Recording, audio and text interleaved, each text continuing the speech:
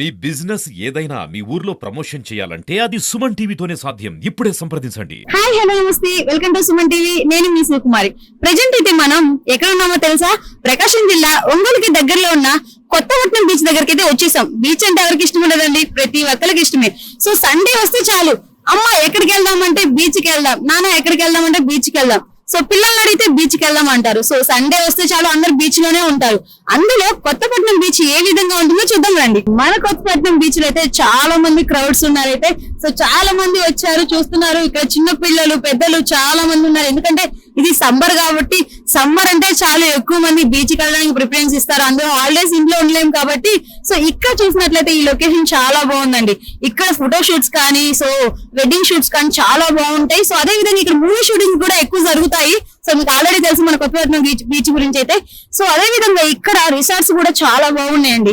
So overall గా చూస్తే ఇక్కడ చాలా అందంగా ఉంది. ఇప్పుడు ఆఫ్టర్నూన్ అయినా కూడా సో క్రౌడ్ ఎక్కువగా ఉంది, చాలా చల్లగా గాలి వస్తుంది. ఓవరాల్ గా చూస్తే చాలా బాగుంది. చిన్న పిల్లల్ని బాగా ఎంటర్టైన్మెంట్ చేయడానికి ఇక్కడ చిన్న పిల్లల బైక్ రైడ్స్ కూడా ఇక్కడ ఉన్నాయన్నమాట. సో అదే విధంగా ఇంత ఎండలో బీచ్ లో మునుగుతూ అలా ఐస్ క్రీమ్ తింటే ఎలా ఉంటుంది, చాలా బాగుంటుంది కదా. సో అదేనమాట, ఐస్ క్రీమ్ బండ్లు మ్యాక్సిమం ఎక్కువ ఇవే ఉన్నాయి అనమాట.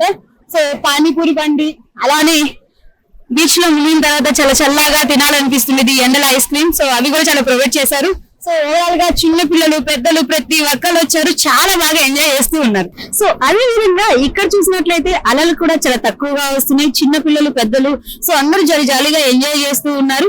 ఇంకో విషయం చెప్పాలంటే, ఈ కొత్తపట్నం బీచ్ గురించి చెప్పాలంటే పౌర్ణమి రోజు చాలా బాగుంటుంది. సో మాక్సిమం అందరూ యూత్ అంతా ఇక్కడికే వస్తారంట. ఎందుకంటే ఆ పౌర్ణమి రోజు ఇలా బీచ్ లో కూర్చొని చూస్తుంటే ఆ వాతావరణం ఎంజాయ్ చేస్తూ చాలా బాగా ఎంజాయ్ చేస్తారు.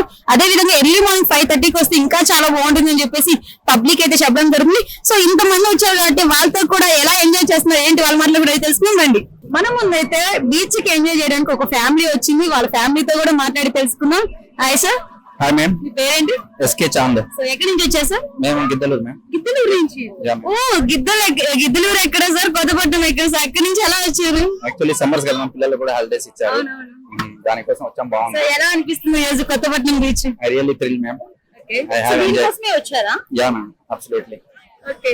ఇలా సమ్మర్ కదా, ఫ్యామిలీతో రావడం ఎలా అనిపిస్తుంది? Actually I'm defence army Indian. Yeah ma'am. ఇప్పుడు వచ్చాను పిల్లలు 1 వీక్ ఆఫ్టర్. చాలా బాగుంది క్లైమేట్ కూడా. మీ పిల్లల వీళ్ళందరూ. హాయ్. హాయ్. ఏం పేరు? ఆలియా. సో ఎలా అనిపిస్తుంది? ఫస్ట్ టైం వచ్చారా? ఫస్ట్ టైం రావడం. అవును. ఎలా అనిపిస్తుంది బీచ్ ఇవన్నీ చూస్తే? హ్యాపీగా ఉందా? ఓకే. నీకు ఎలా అనిపిస్తుంది? హ్యాపీగా ఉందా? సో ఫస్ట్ టైం రావడం. ఓకే. హాయ్. ఏం పేరు? హుసేన్ ఖాన్. సో ఎలా అనిపిస్తుంది ఈ రోజు ఈ బీచ్ చూసిన తర్వాత? ఇలా ఫస్ట్ టైం రావడం అదే ఆ ఎక్సైట్మెంట్ ఉంటుంది కదా, ఎలా అనిపిస్తుంది? Hi madam. హాయ్. ఏం పేరు? మున్ని. సో ఫస్ట్ టైం వస్తున్నారు బీచ్ కి. సో ఎలా అనిపిస్తుంది?